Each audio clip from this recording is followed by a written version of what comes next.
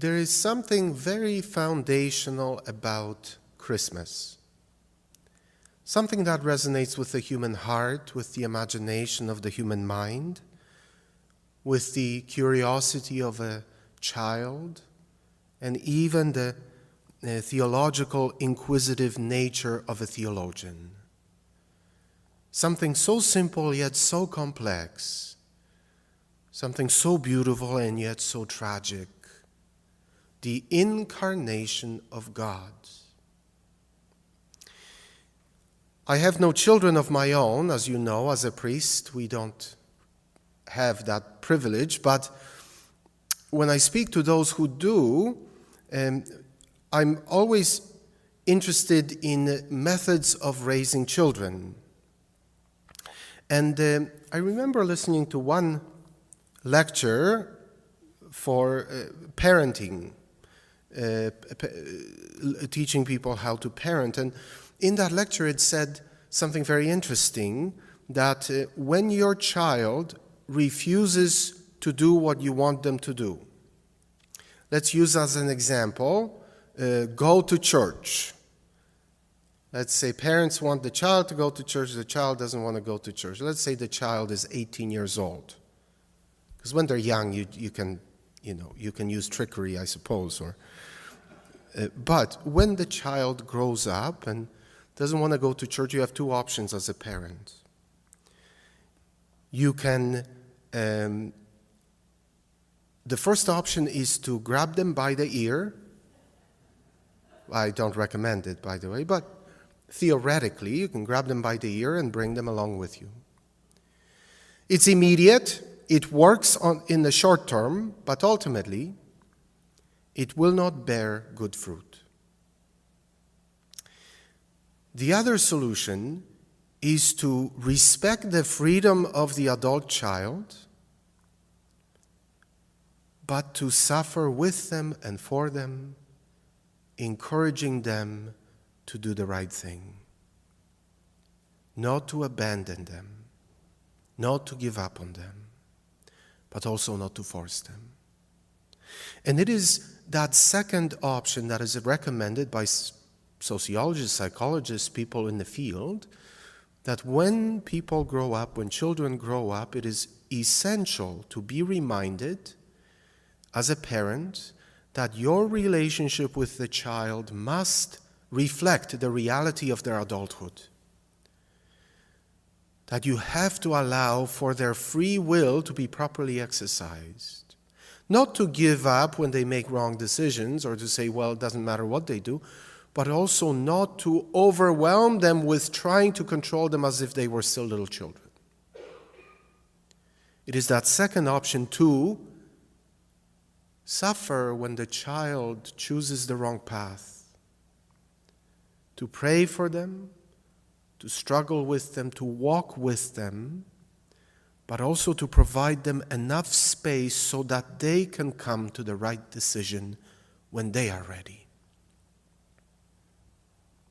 And it is this second option that is on display when we celebrate Christmas. We are those disobedient children, the world, people, all of us.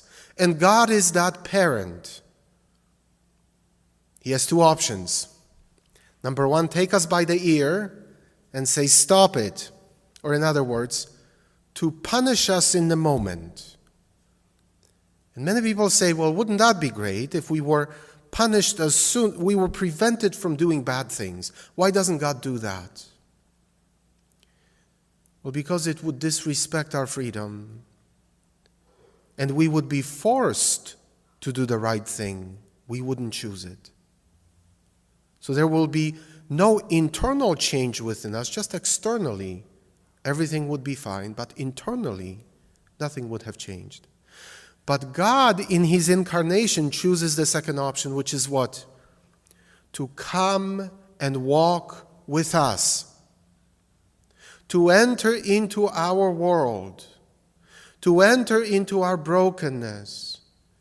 And to say, I will share in your suffering.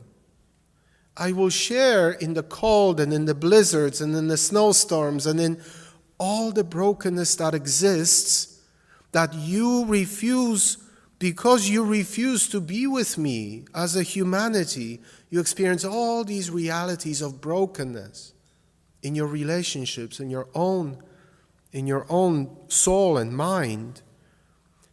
I'm not giving up on you, I'm not forcing you, but I will not abandon you. I will go with you.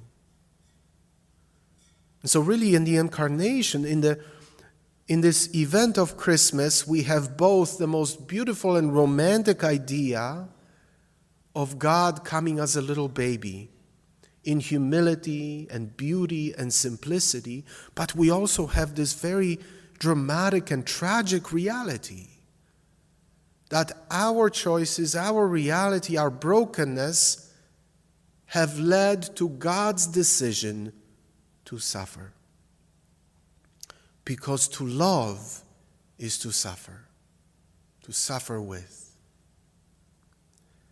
So in the child Jesus, we see kind of a dichotomy, a complexity of both simplicity and complexity, both purity and sinlessness, but also sinfulness and brokenness and pain that he takes upon himself out of love for us. And to this day, 2,000 years later, we still struggle, many of us, if not all, we still struggle to always make the right choices. And God still walks with us. See, that's the beauty of it. God still walks with us. If we want to acknowledge him, he can do incredible things in our lives. So Christmas for me is this beautiful gift of taking it back to the basics. What is God's primary movement towards us? Is the movement of love. All God wants is to be with us. God wants to be with us. How many people in this weather, they say, I'm going to take a risk and drive because I want to be with my family for Christmas. That's God's movement towards us. God desires to be with us, not because there is something in it for him, but because he loves us. And to be loved by God is the greatest gift. And to return God's love by loving him, by living for him, by praying, by doing our best, is the greatest gift we can offer to ourselves.